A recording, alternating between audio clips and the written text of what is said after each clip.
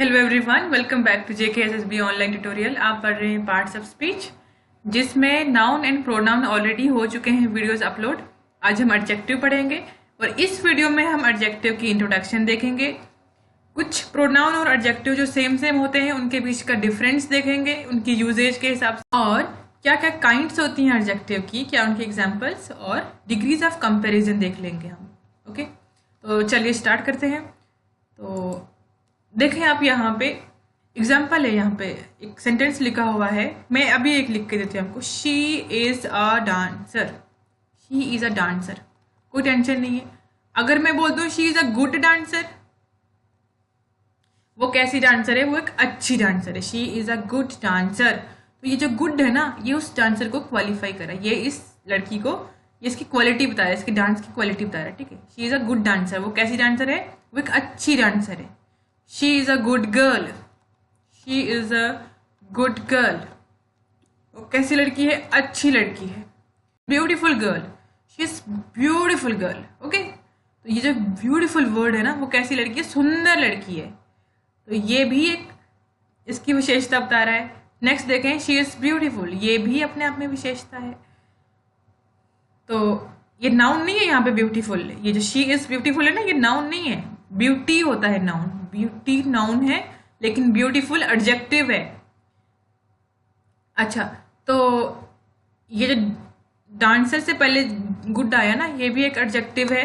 विशेषता बताने वाले शब्दों को ही विशेषण बोलते हैं, और इंग्लिश में बोलें तो किसी को डिस्क्राइब करने वाले शब्दों को, किसी के गिनती को बताने वाले, किसी का नंबर, मकदार, क्वांटिटी, क्वालिटी, सब कुछ जो भी बताते हैं उन्हें हम एडजेक्टिव बोलते हैं। जैसे she is a beautiful girl है, तो ब्यूटीफुल भी एक एडजेक्टिव है। अब आप ना यहाँ पे ना दो चीजें आ गई। आपने हमेशा देखा कि जिस शब्द के बाद आप नाउन देखते हो, नाउन को क्वालिफाई कर रहा होता है, उसको एडजेक्टिव बोलते हैं, क्योंकि उसके बाद नाउन होता है। लेकिन पहले सेंटेंस में तो गुड ठीक है, डांसर से पहले आया, दूसरे में भी ब्यूटीफुल जो है गर्ल से पहले आया, लेकिन तीसरे सेंटेंस में देखें शी इज ब्यूटीफुल, हमने ऐसे बोला, हमने ब्यूटीफुल के बाद गर्ल लिखा ही नहीं। तो क्या ये एडजेक्टिव नहीं है? ये भी एडजेक्टिव है। देखो, एडजेक्टिव दो किस्म के होते हैं। एक डायरेक्टली, जो डायरेक्टली इसको डिस्क्राइब कर रहे हैं ना, उससे हम एट्रीब्यूटिव एडजेक्टिव बोलते हैं। एट्रीब्यूटिव, जो पहले दो सेंटेंसेस में आप देख रहे हो, वो एट्रीब्यूटिव एडजेक्टिव है, डायरेक्टली नाउन के साथ आ गया। लास्ट सेंटेंस में शी इज ब्यूटीफुल, यहाँ पे भी ये क्वालिफाई लड़की को ही कर रहा है, लेकिन यहाँ पे ये बाद में डायरेक्टली इसको क्वालिफाइड नहीं कर रहा है, तो हम इसको क्या बोलेंगे? Predicative adjective. Predicative adjective. Okay, तो ये अभी ना बेस बना रहे हो आप एडजेक्टिव में। एडजेक्टिव क्या होते हैं? जो किसी नाउन या प्रोनाउन की विशेषता बताएं, उनकी कोई क्वालिटी, उनकी कोई क्वांटिटी, उनका कुछ नंबर। मैं अगर बोलूं कॉलेज से 4 लड़कियां आ रही हैं, तो 4 जो है ना शब्द, चार लड़कियां आ रही हैं, 4 गर्ल्स। तो जो 4 है ना, ये भी एक एडजेक्टिव है। This is adjective of number. Okay, इसमें एक और छोटा सा कॉन्सेप्ट है, जैसे ये तो आप आगे भी आप पढ़ोगे वैसे। जैसे यहाँ पे लिखा मैंने अ मंकी, यहाँ पे जो आर्टिकल है ना, आर्टिकल ए एंड द, ये होते हैं आर्टिकल, डिटरमाइनर बोलते हैं उनको। ठीक है, डिटरमाइनर्स, ये भी कभी कभी एज एन एडजेक्टिव काम करते हैं बेसिकली, लेकिन एज अ डिटरमाइनर रखो इन्हें। ठीक है, तो हमने लिखा यहाँ पे अ स्मॉल मंकी, तो कभी ऐसा नहीं होगा कि स्मॉल अ मंकी, ऐसा सेंटेंस नहीं होगा, हमेशा अ स्मॉल मंकी होगा। ठीक है, स्मॉल अ मंकी नहीं लिखेंगे। वैसे ही बेस्ट द सिटी, इतना सही नहीं, सही होगा द सिटी के लिए हम द बेस्ट सिटी लिखेंगे। अगर वो सबसे अच्छी सिटी है तो द बेस्ट लिख देंगे हम। इस मतलब जो आर्टिकल होगा ना, वो पहले आ जाएगा, उस एडजेक्टिव से पहले आ जाएगा आर्टिकल। ठीक है, और कैफे है, तो अगर वो कैफे बिग है तो मैं क्या बोलूंगी उसके लिए? A big cafe. Big cafe नहीं बोलूंगी, बिग कैफे नहीं बोलूंगी, मैं अ बिग कैफे बोलूंगी। मतलब जो आर्टिकल है थोड़ा पीछे कर दो उसको, एडजेक्टिव को लगाना है नाउन के साथ आपने। अब देखते हैं इसकी काइंड्स कौन कौन सी होती हैं। ये जो पहला वाला है डिस्क्रिप्टिव एडजेक्टिव है ये, जैसे जो हम बोलते हैं एडजेक्टिव ऑफ क्वालिटी बोलते हैं जिनको। ठीक है, क्वालिटी, जैसे गुड, चेयरफुल, ड्राई एटसेट्रा। और ये जितने भी है ना बाकी सारे डिटरमाइनर्स हैं, जैसे एडजेक्टिव ऑफ क्वांटिटेटिव एडजेक्टिव है ये, जिसमें हमें मकदार पता चलती है चीज़ों के। क्वांटिटेटिव में वो चीज़ें आती हैं बेसिकली जिन्हें हम काउंट नहीं कर सकते ना, उसे हम जैसे सफिशेंट मतलब बहुत है या है ही नहीं या थोड़ा है, तो उसको हम बोलते हैं क्वांटिटेटिव एडजेक्टिव। न्यूमरल में सीधे सीधे काउंटिंग हो जाती है, जो चीज़ें हम काउंट कर सकते हैं। काउंटेबल नाउन्स के साथ जो एडजेक्टिव यूज होगा वो काउंटेबल एडजेक्टिव होगा। पोजेसिव में आपको पता है पोजेशन शो करते हैं कि कोई चीज़ उससे बिलोंग करती है। दिस इज माई पेन, तो जो माई शब्द है ना वो एडजेक्टिव है। डिस्ट्रीब्यूटिव एडजेक्टिव में जैसे ईच, एवरी, एवरीबडी, इधर और वगैरह भी आ जाता है। इधर, नीदर एटसेट्रा। इधर और नहीं, इधर या नीदर। डेमोन्स्ट्रेटिव में that, this, same etcetera. Interrogative तो वही जो क्वेश्चन पूछने के लिए हमें यूज करने होते हैं। प्रॉपर नाउन प्रॉपर एडजेक्टिव वो होते हैं जो खास होते हैं, जैसे Indian, he is an Indian student. Asian, it is an Asian tiger, Asia का टाइगर है। Roman, Roman empire. Kashmiri shawl, Kashmiri shawl में कश्मीरी वर्ड एक प्रॉपर एडजेक्टिव होता है। जैसे प्रॉपर नाउन में खास नाम होता है खास जगह का, खास इंसान का, खास चीज का, वैसे ही प्रॉपर एडजेक्टिव भी हमें किसी पर्टिकुलर चीज के बारे में बताता है। एक और टाइप होती है यहाँ पे पार्टिसिपल प्रेजेंट। वर्ब हो ना, वर्ब हो प्लस आईएनजी हो और ये पूरा जो शब्द है ये नाउन की तरह एक्ट करता हो, हम उसे बोलते हैं जिरंड। जैसे मैंने बोला swimming is good for health, swimming is good for health. So swimming यहाँ पे नाउन का काम कर रही है, लेकिन स्विम एक वर्ब था, वर्ब से निकला ये वर्ड, इसे हम जिरंड बोलते हैं। वैसे ही पार्टिसिपल होते हैं वो जो वर्ब से निकलते हैं लेकिन एज एन एडजेक्टिव काम करते हैं। ठीक है, एज एन एडजेक्टिव काम करेगा। तो वैसे ही प्रेजेंट भी है, जैसे मूविंग है ना, इसकी क्या एग्जांपल लगाओगे? अ मूविंग कार, आई सा अ मूविंग कार, आई सा अ moving car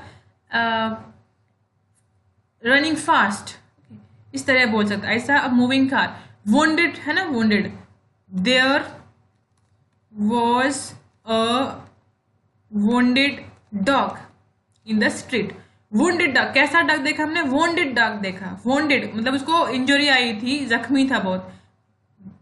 there was a wounded dog, कैसा dog? Wounded dog. I saw a moving car, कैसी कार देखी? मूविंग कार देखी। ये भी एडजेक्टिव हुए, ठीक है, ये भी इसका मतलब एडजेक्टिव हुए। तो अभी हम मेन डिफरेंस करेंगे कि प्रोनाउन में भी कुछ ऐसे शब्द होते हैं जो यूज होते हैं, वही सेम शब्द हमें एडजेक्टिव में देखने को मिलते हैं। तो कैसे पता चले कि प्रोनाउन कौन सा, एडजेक्टिव कौन सा हुआ? तो देखो, कमाल वर्ड का नहीं है, कमाल है उस सेंटेंस का। जिस सेंटेंस में ये यूज हो रहे हैं वहां पे उसके यूजेज क्या है, ठीक है, उसका फंक्शन क्या है, उससे हम डिसाइड करेंगे कि वो एडजेक्टिव है या प्रोनाउन है। जैसे यहाँ पे आप देख रहे हो, either boy has stolen my book. Either boy, ठीक है, ईदर के साथ यहाँ पे नाउन लग गया तो ये एडजेक्टिव है। दूसरे में देखें, I do not like either of the sisters. Either of the sister बोला, ऑफ द प्रीपोजिशन के साथ लिंक कर रहा है ये इसको। तो ये जो है इसके साथ कोई नाउन नहीं लगा डायरेक्टली, तो ये जो है यहाँ पे ये प्रोनाउन है। नेक्स्ट सेंटेंस देखें, each of the boys will come. Each of the बोला इसने, अगेन ये प्रोनाउन हुआ। Next, each boy was present, कैसा लड़का? हर लड़का प्रेजेंट था। तो यहाँ पे डिस्ट्रीब्यूटिव एडजेक्टिव हो जाएगा ये, ठीक है। ये ईच जो है ये एडजेक्टिव है, ये डिस्ट्रीब्यूटिव प्रोनाउन था ऊपर वाला, ये एडजेक्टिव है। सेम इसी तरह और भी कुछ सेंटेंस है हमारे पास। Please get me that book, please मुझे वो वाली बुक दे दें, और दैट इज माई बुक। तो ये दैट बुक जो है ना, ये वाला, please give me that book, कौन सी बुक? वो बुक दे दो। तो ये जो है ये एडजेक्टिव है यहाँ पे, और दैट इज माई बुक यहाँ पे सीधा प्रोनाउन, नाउन की जगह पे यूज हो रहा है, तो हम इसको सिंपली प्रोनाउन बोलते हैं। ठीक है। दिस और दैट में कोई फर्क तो नहीं है। दिस वो होती है जो हमारे हाथ की रीच में चीज होती है ना, या फिर टाइम के लिए भी यूज करते हैं, दिस टाइम, इस टाइम के लिए, this hour, this day, this week, that time was 9 o'clock, that time I took my lunch. ठीक है, इस तरह हम बोल सकते हैं। तो दिस और दैट में पता चल गया आपको, दैट होती है दूर का टाइम या दूर, थोड़ी दूर की चीज होती है। जैसे हमें इशारा करके बोलना पड़ेगा, that is white board right there. ठीक है, तो बट दिस इज पेन, ये मेरे पास है, चीज मेरे हाथ के पास है, दिस बोलेंगे। अच्छा अच्छा, यहाँ पे लेकिन दूसरी बात चल रही थी, यहाँ पे बात चल रही थी कि एडजेक्टिव कौन सा और प्रोनाउन कौन सा है। तो प्रोनाउन वो जो नाउन की जगह पे यूज हो जाएगा, जिसके साथ हमें साथ में नाउन की जरूरत नहीं पड़ती। दैट इज माई बुक, मैंने बोला इंडिपेंडेंट है तो प्रोनाउन है। अगर नाउन के साथ आ गया, ये नाउन है, बुक जो है नाउन है, तो इसके साथ आ गया तो प्रोनाउन है। नेक्स्ट देखें, दिस इज माई बुक, मैंने बोला दिस इज माई बुक, ये मेरी किताब है, ये प्रोनाउन हुआ। दिस बुक इज माइन, तो ये दिस है ना जो यहाँ पे, और दिस ये एडजेक्टिव है क्योंकि इसके साथ वाला नाउन है, ऊपर वाला प्रोनाउन। और यहाँ माई और माइन भी आ गया, पॉजेसिव केस भी देखते हैं। तो ये जो माई बुक है ना, माई कौन सी किताब, मेरी किताब, ये भी एडजेक्टिव है। और दिस बुक इज माइन, ये वाला माइन जो है ये प्रोनाउन है, ये पॉजेसिव प्रोनाउन है, पॉजेसिव प्रोनाउन, ये पॉजेसिव, माई जो है पॉजेसिव एडजेक्टिव है। ठीक है, तो अब हमें क्या करना है, कुछ क्वालिटीज होती हैं एडजेक्टिव में। एडजेक्टिव क्वालिटी जो है, डिस्क्रिप्टिव जो एडजेक्टिव होते हैं उनमें डिग्रीज होते हैं, डिग्री ऑफ कंपैरिजन बोलते हैं इनको। एक होती है पॉजिटिव डिग्री, एक होती है कंपैरेटिव डिग्री, एक होती है सुपरलेटिव डिग्री। ठीक है, तो मैं लिखती हूं she is a tall girl. मुझे कोई टेंशन नहीं है, मैंने इसको किसी से कंपेयर नहीं किया, मैंने सिंपली बोला she is a tall girl. कोई टेंशन है नहीं है। अब वहां उसके साथ में उसकी एक सहेली भी आ जाती है, ये लड़की फिर भी उससे लंबी है। तो अब अगर मुझे बोलना तो क्या बोलती हूँ मैं, कंपेयर करती हूँ दोनों को और फिर बोलती हूँ। जब कंपेयर करूंगी तो कंपेरेटिव डिग्री आएगी, तो मैं क्या बोलूंगी, she is taller than her friend, वो अपनी सहेली से लंबी है। टॉलर बोला मैंने, टॉलर और देन, जब हम कंपेरेटिव डिग्री यूज करते हैं तो देन यूज करते हैं, THAN वाला। अब वहां पे उसकी दो सहेलियां और आ गई और मैंने देखा कि ये लड़की फिर भी उन सबसे लंबी है, तो मैं क्या लिखूंगी, she is tallest, she is tallest of all, या she is tallest in her class, या शी इज टॉलेस्ट सिंपली। तो पहले मैंने बोला शी इज टॉल, वो लंबी है, फिर मैंने बोला she is taller than her friend, अपनी सहेली से लंबी है, फिर मैंने बोला शी इज टॉलेस्ट, मतलब सबसे लंबी है। मतलब जब दो के साथ कंपेयर हो तो कंपेरेटिव डिग्री आएगी, जब दो से ज्यादा से कंपेयर करोगे तो सुपरलेटिव डिग्री आएगी। ओके, टॉल लंबी, टॉलर उससे लंबी, टॉलेस्ट सबसे लंबी। तो यहाँ पे देखें, ये कुछ सिंपल कंपेरेटिव डिग्रीज हैं। यहाँ पे ये पहले पॉजिटिव डिग्री होती है हाई, फिर comparative higher, superlative highest, small smaller smallest, short shorter shortest. इसमें सिंपल ये हुआ कि ER ऐड कर दिया इसने और EST लास्ट में ऐड कर दिया, ये जो लास्ट में कॉन्सोनेंट से खत्म हो रहे थे। ये कुछ सिंपल कंपेरेटिव डिग्रीज हैं। और कुछ और होती हैं जो थोड़े बड़े वर्ड होते हैं ना बोलने में। अब आपने कभी सुना कि ब्यूटीफुलर लिखा हो, ब्यूटीफुलेस्ट लिखा हो, कहीं पे नहीं होता है ना, क्यों? क्योंकि उनके साथ क्या हम ऐड कर लेते हैं, मोर एंड मोस्ट यूज कर लेते हैं। Beautiful, more beautiful, most beautiful, intelligent, more intelligent, most intelligent, famous, more famous, most famous. वैसे ही कुछ और ऐसे शब्द होते हैं जिनके लास्ट में कॉन्सोनेंट के साथ में वाई यूज होता है। तो वाई जब यूज होगा ना पॉजिटिव में, तो कंपेरेटिव में IER यूज कर लेते हैं और IEST यूज कर लेते हैं। ये ऐसे आसानी से याद रखने के लिए बोल रही हूँ आपको। तो easy, easier, easiest, happy, happier, happiest. वैसे ही कुछ ऐसे शब्द होते हैं जिनके लास्ट में क्या आता है, ई आता है। जैसे वाइज है ना, तो इनको कुछ नहीं करना, बस आपने आर लगा देना है कंपेरेटिव में और एस टी लगा देना है सुपरलेटिव में। जैसे वाइज, वाइजर, वाइजेस्ट, समझदार, उससे समझदार, सबसे समझदार, true, truer, truest, fine, finer, finest.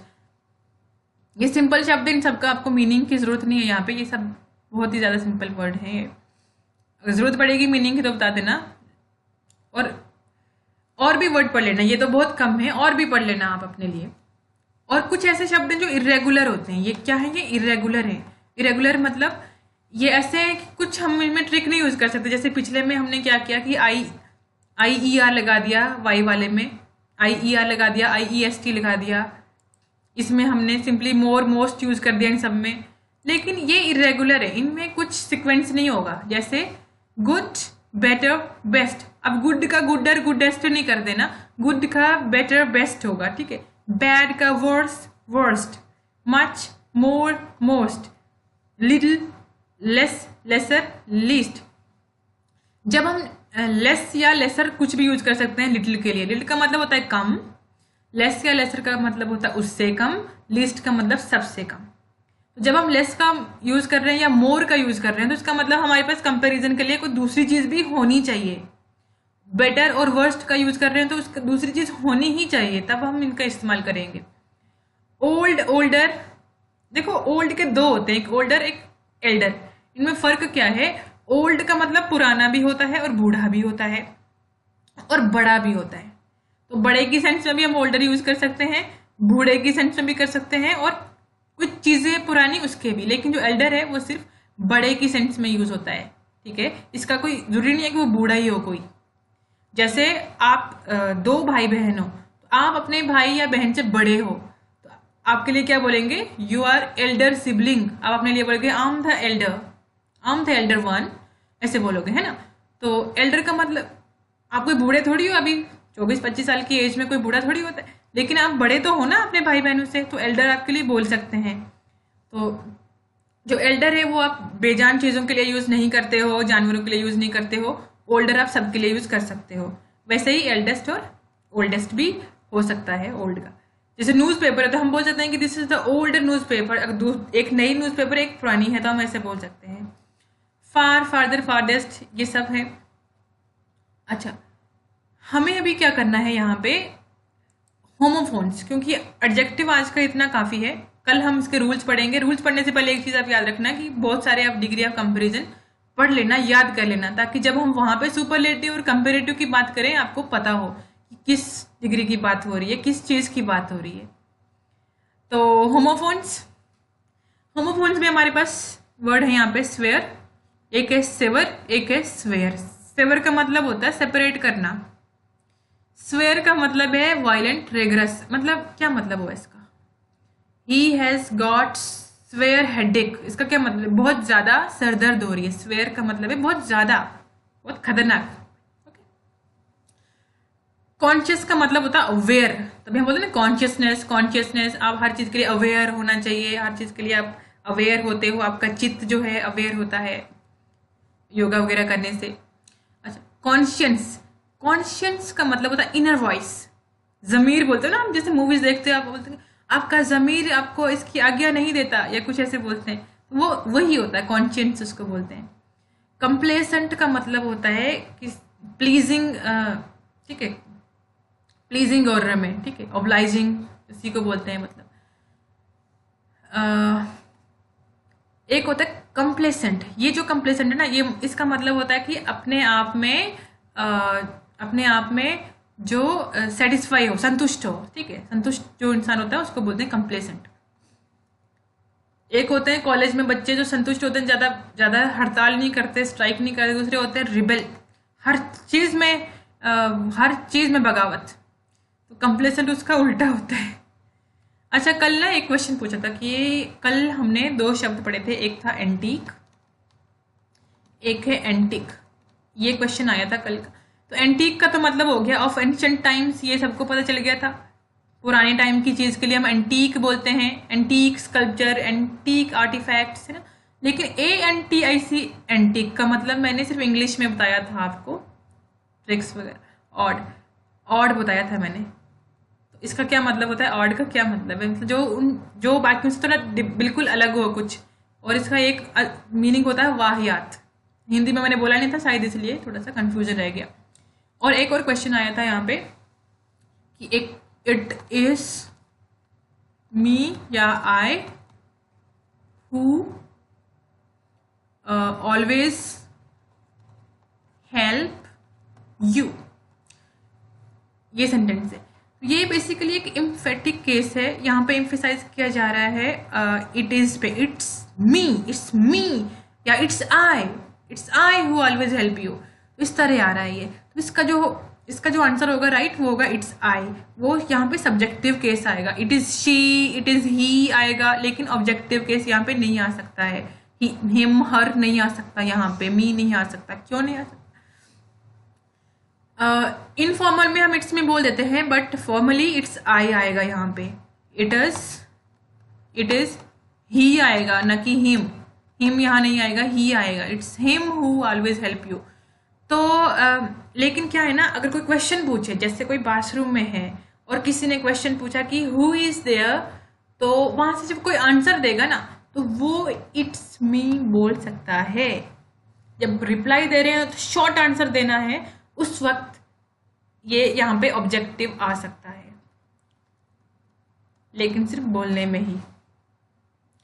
जब कोई रिप्लाई दे रहा है ना क्वेश्चन का, उस वक्त शॉर्ट में आंसर देते वक्त ऐसे बोल सकते हैं, इट्स आई नहीं बोलते, इट्स मी बोल देते हैं। It's me brother, it's me, ऐसे बोलते हैं। मूवीज में भी देखते हो ना आप इंग्लिश की। लेकिन अगर प्रॉपर ऐसे सेंटेंस बना हुआ है तो उस वक्त आपने, अगर कोई रिप्लाई में नहीं बोल रहे, आप सिंपली आप खुद बोल रहे हो ये बात बिना किसी, ये तो रिप्लाई में हुआ ना कि किसी के आंसर, किसी ने क्वेश्चन पूछा और फिर आपने बोला। लेकिन अगर सिंपल सेंटेंस है it's I who always help you, यहाँ पे सब्जेक्टिव केस आएगा। ये क्वेश्चन आया था आपका। तो मिलते हैं कल के वीडियो में, तब तक के लिए बाय बाय, टेक केयर।